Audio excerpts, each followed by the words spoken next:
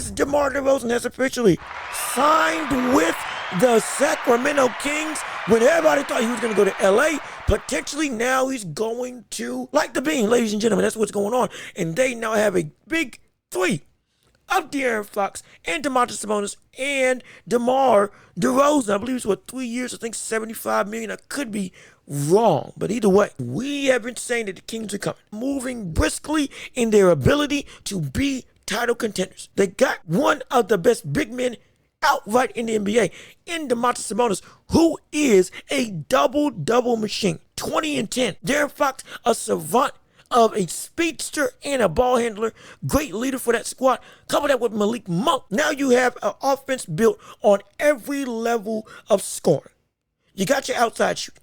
You got your mid-range game with DeMar DeRozan, elite mid-range game, as well as the floater game of De'Aaron Fox. Then you also have the post game and the inside work of Domantas Sabonis. Free throws could be a struggle with this team, but outside of that, offensively, they have every zone covered in the NBA. Only issue with this is defense.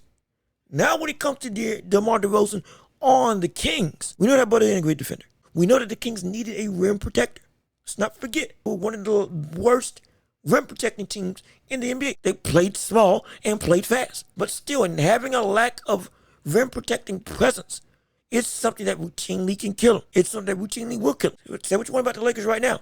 Anthony Davis going up against that squad would be dire. Let's say Joel Embiid dominate. Nikola Jokic would dominate. Would be able to have a field day with the Sacramento Kings because of their lack of actual rim protection. But they traded away for upping the offensive flow that this team can have in store. So does this move the needle for the Kings? And it does.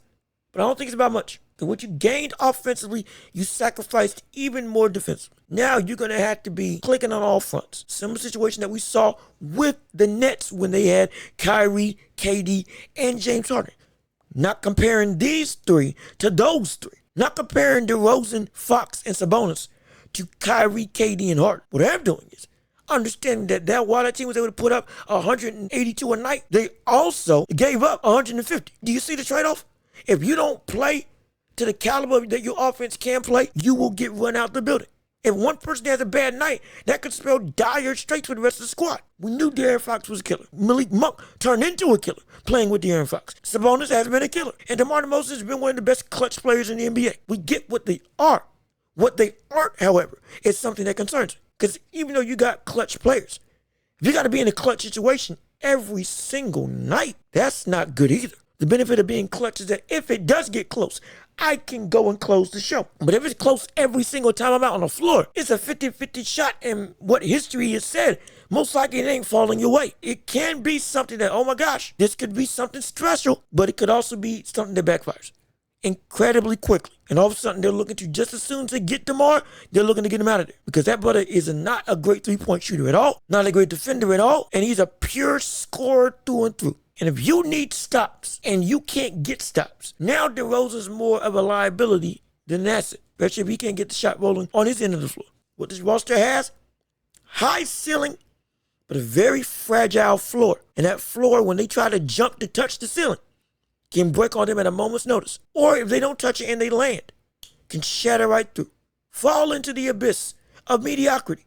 That's what could happen to the Kings. If they reach their heights, this can be something, so fun to watch. But don't be surprised if we see this team not reach the potential that what the lineup looks like it can be. It never actually amounts to that level of special talent and outright cohesion. Not be surprised if it's bad at all.